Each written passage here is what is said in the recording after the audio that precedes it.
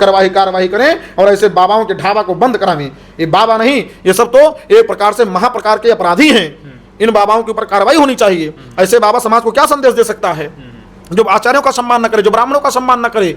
मैं कहना चाहूंगा द्विजों का सम्मान होना चाहिए, विप्रों का सम्मान होना चाहिए। ये दलाली वाला काम खत्म होना चाहिए दक्षिणा के नाम पर। अरे आचार्यों का ऐसा शोषण मठों में, कई मठों में, जो जिस मठ के बाबा 1 लाख अदा नहीं जानते हैं, उस मठों में ऐसा शोषण कर रहे हैं, मैं आपसे क्या ही बताऊं। अभी लोग कहीं अपने समाज की निंदा कर रहे हैं। तो मैं समाज की नहीं, मैं आचार्यों के लिए कहना चाहूंगा, उन बटकों के लिए कहना चाहूंगा, उन बाल ब्रह्मचारी बच्चों के लिए कहना चाहूंगा। ऐसे से मासूम मासूम बच्चे झाड़ू करें, पोछा करें, सारा काम करें, और जब दक्षिणा देने की बारी है, पैसा देने की बारी है, तो उनका शोषण किया जाए। नमस्कार, लाइव प्रतापगढ़ में आपका स्वागत है। मैं दुर्गेश। दोस्तों, कुरुक्षेत्र में एक मामला होता है। 108 महाकुंडी यज्ञ का आयोजन होता है और उसमें देश भारत के कोने कोने से जो है वो ब्राह्मण पहुंचते हैं। लेकिन इसी बीच खाने को लेकर विवाद के बीच ब्राह्मणों पर गोलियां चल जाती हैं और उनको मारा पीटा भी जाता है। इतना ही नहीं, उनको दौड़ा दौड़ा कर मारा पीटा जाता है और एक तरीके से जो विवाद हुआ है, इस पूरे मामले को पूरे देश भर में चर्चा रही।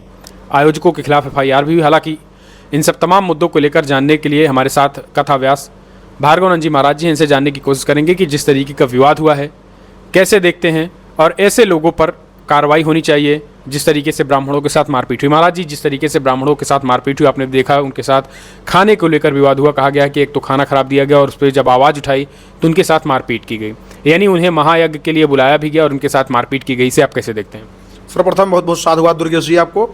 देखिए, सर्वप्रथम तो मैं बताना चाहूँगा कि ऐसे कृत्य का मैं घोर विरोध करता हूँ और निंदा करता हूँ। ये जो बाबा वाबा बने हैं, कुछ बाबा ऐसे बन गए हैं अन्य समाज के लोग, जिनको एक शास्त्र का 1 लाख अदा नहीं पता है, शास्त्र का ABCD काका काका नहीं जानते हैं, लेकिन वो बाबा बन गए हैं। तो कितना आचार्यों का सम्मान करेंगे?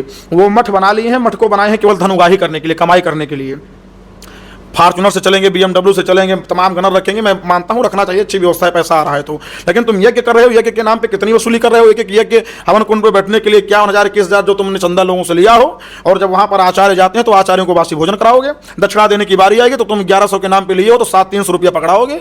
और ऊपर से कहो कि आचार्य कोई विरोध ना करें, और जब विरोध करेंगे तो समाज वाले कहेंगे दक्षिणा के लिए विरोध करिए। ये कहाँ की उचित बात है? हमको ये बताओ, अगर आचार्यों को समुचित और समयोचित अनुसार के उनको दक्षिणा नहीं मिल पा रही है, तो एक बनिया यहाँ वही आचार्य सामान खरीदने के लिए गया तो बनिया जो चीनी है 45 रुपया किलो, 46 रुपया किलो, वो 30 रुपये या फ्री में तो नहीं दे देगा कि आचार्य जी इनको फ्री में दे दें।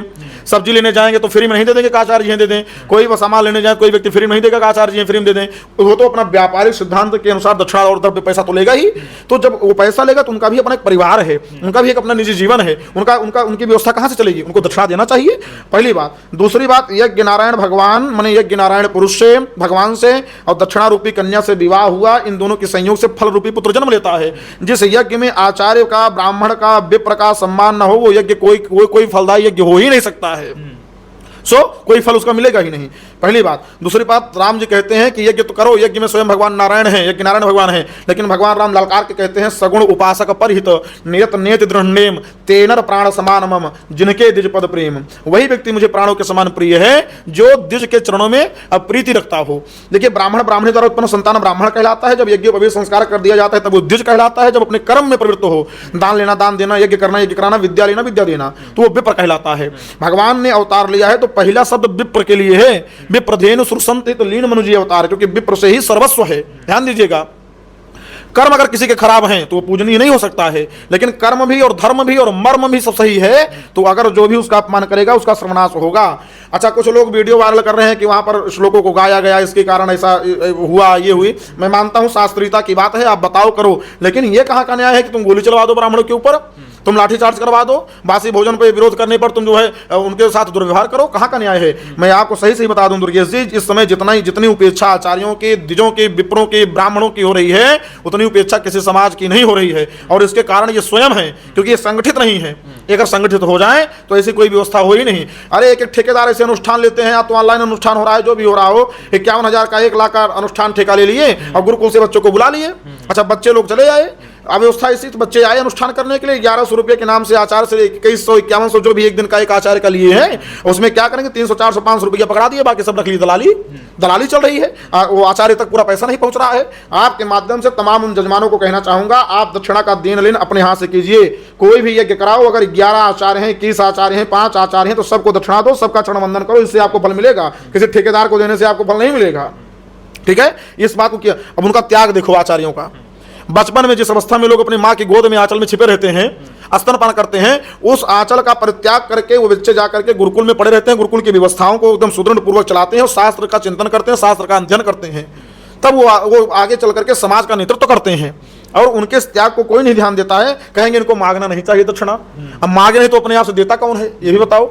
10% धरती पर होंगे जो अपने आप सत्ता देने वाले होंगे, 90% तो उपेक्षा ही करते हैं। पूरी जिंदगी पूरा विवाह संपन्न हो गया, विवाह के बाद मामा काका फूफा मालिक हो जाएंगे, पिता गायब हो जाएगा। और दहेज लेते समय पिता का 21,51 लाख का ट्रेंडिंग वो पिता लेगा करेगा, लेकिन जब आचार्यों को देने की बारी आएगी पिता गायब, ये मालिक होगा, ये टटपुजी की तरह पैसा पकड़ाएंगे। डीजे करते हो आप 15,000 20,000 40,000 जो भी डीजे करो, एक अमाउंट दे करके वो डीजे आया, वो डीजे दारू पिलवाया, दारू पिलवा करके अश्लील गानों पर नृत्य करवाया, आपकी बहन बेटियों को अश्लील गाना सुनवाया, और उसके बाद मारपीट दोनों में गाना बजाने के लिए लेकर हो गया, हॉस्पिटल चले गए, मामला थाने चला गया, फिर भी उनको पैसा दे दिए। एक आचार्य ना आपके बफर में खाने जाएगा, क्योंकि आपको मेरे पंडित जी लोग हैं, देखो कैसे जुटे हुए, यहाँ पे कमेंट करोगे ना, वहाँ खाने जाएगा ना, कोई इसको खिलाने वाला शुद्ध व्यवस्था करके पवाने वाला शुद्ध व्यवस्था करके पवा दे, फिर भी वो सारा दिन से लेकर के पूरी रात्रि पर्यंत तक आपके कल्याण के लिए, आपका दाम्पत्य जीवन सुखमय रहे, देवताओं का आवाहन करेगा, पूजन करेगा, यजन करेगा। और सुबह जब दक्षिणा देने की बारी आती है तो कहेंगे पंडित जी सारी रात तो लूट लिए, नाचने वाली पर पैसा उड़ा रहे हैं, दारू बोतलें खुल रही हैं, मुर्गा मांस मच्छी कट रही है, और लूटा पंडित जी ने। कहाँ का न्याय है ये? समाज को संभलना होगा, अगर संस्कृति को, संस्कार को, सबको बचाना है तो स्वयं संभलना होगा। गुरुकुल की क्या व्यवस्था है, थोड़ा जाकर के आपको एक बार, आप गए थे एक बार, देखे थे गुरुकुल की क्या दयनीय व्यवस्था है, कैसे एक पेटी रख करके बच्चे चटाई बिछा करके उसके सामने शयन करते हैं। कोई बच्चा कर सकता है? सब कॉन्वेंट स्कूल में पढ़ाना चाहते हैं, सब डीएमएसपी बनाना चाहते हैं, कोई संत बनाना चाहता है, कोई आचार्य बनाना चाहता है अपने बेटे को, और जो बनाना चाह रहे हैं, जो निकल रहे हैं, उनके साथ अगर ऐसा व्यवहार किया जाएगा, समाज कहाँ जाएगा? तो मैं सरकार से प्रार्थना करता हूं, शासन प्रशासन से मांग करता हूं कि आप जल्द से जल्द ऐसे कृत्यों पर घोर कार्रवाई करें, दंडात्मक कार्रवाई करें, और ऐसे बाबाओं के ढाबा को बंद करावें। ये बाबा नहीं, ये सब तो एक प्रकार से महाप्रकार के अपराधी हैं। इन बाबाओं के ऊपर कार्रवाई होनी चाहिए। ऐसे बाबा समाज को क्या संदेश दे सकता है? जो आचार्यों का सम्मान न करे, जो ब्राह्मणों का सम्मान न करे।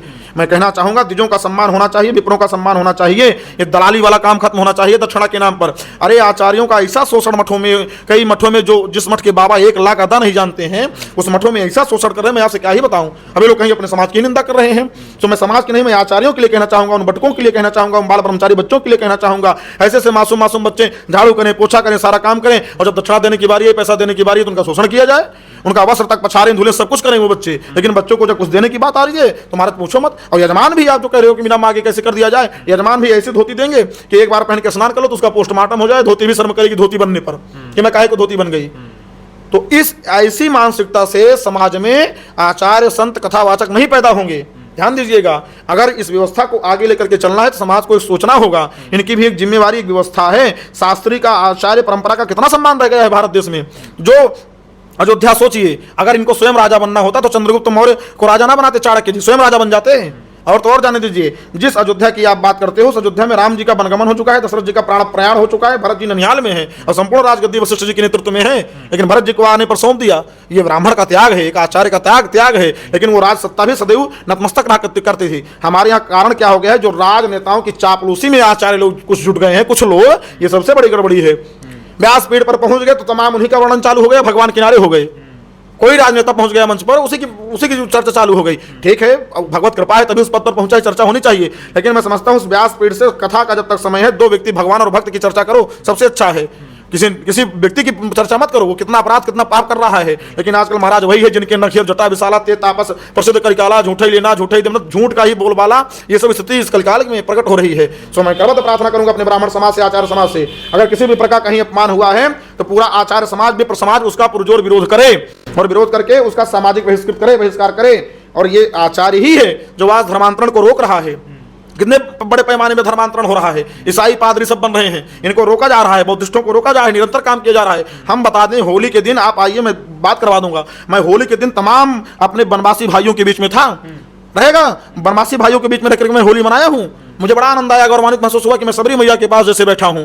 उस परंपरा को जीवंत रखने वाले आचार्यों का अपमान, इसका मतलब स्वयं श्रीमन नारायण का अपमान। और जब तब नारायण का अपमान होता है, आचार्य का अपमान होता है, तो तब बल प्रसदा बरियारा तिनके कोप न को रखवारा। ध्यान दीजिएगा, अगर ये कोप गए तो धरती पर कोई माई का लाल किसी को बचा नहीं सकता। मैं ललकार के कह रहा हूं दुर्गेश जी।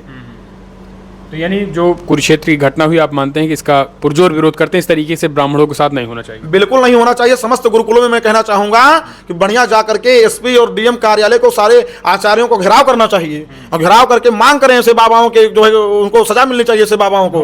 ढोंगी बाबाओं का कालनेमी रूप में है, मैं बता दिया ना, ये सब कालनेमी रूप में है। लेकिन सदन में तो चर्चा कर रहे हैं औरंगजेब की, सदन में चर्चा कर रहे हैं बाबर की। उनको समय नहीं कि अपनी संस्कृति गुरुकुल पर चर्चा करें। कोई आचार्य, कोई बोला है नेता गुरुकुल के ऊपर? कोई संस्कृति के ऊपर बोलने के लिए खाली है सदन में? जो भारत की परंपरा रही है, गौरव रही है, जिसके कारण भारत सोने की चिड़िया कहा जाता है, कोई इस संस्कृति पर बोलने के लिए तैयार है? नहीं है। उनको तो बाबर बोलने पर गौरव महसूस हो रहा है। लानत है ऐसे नेताओं पर जो अपनी संस्कृति पर गर्व न करे, अपनी मातृभूमि पर गर्व न करे, अपने आचार्य परंपरा पर गर्व न करे। सो आचार्यों का निर्देश माने और आचार्य परंपरा का पालन करें। समस्त भटकों से, आचार्यों से, विप्रों से मैं कहना चाहूंगा, भैया आप लोग भी एक मत हो जाओ। अपने लोग यजमानी के चक्कर में, शिष्य के चक्कर में, पता नहीं कि आपस में ही बहुत बड़ा भेदभाव कर लेते हैं। और मैं करबद्ध प्रार्थना कर रहा हूं, चाहे जिसको आप मने बुरा लगे चाहे सही लगे, कोई भी यजमान, कोई भी शिष्य आपका तभी तक है जब तक भगवान की कृपा आपके ऊपर बनी हुई। इस मूल सिद्धांत को मत भूलो।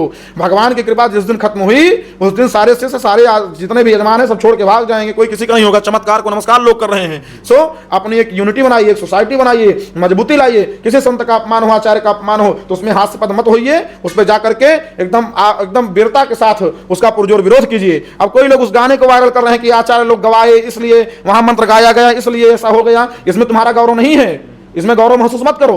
ये तुम्हारे साथ भी हो सकता है, तुम्हारे साथ कौन खड़ा होगा? सो एक हो जाओ और एक में ही संगे शक्ति कलो युगे। कलयुग में संगठन ही एक शक्ति है, एकता ही एक शक्ति है। सब एक होकर के इस हिंदू समाज को न्यायोचित मार्ग पर चलने का एक मार्ग प्रशस्त करो। इन्हीं शब्दों के साथ जय हिंद, वंदे मातरम, भारत माता की जय। तो ये थे महाराज भार्गवानंद जी कथा व्यास। इनको आपने सुना और ब्राह्मणों को लेकर जिन्होंने बातें कही वो आत्मसात करने वाली है।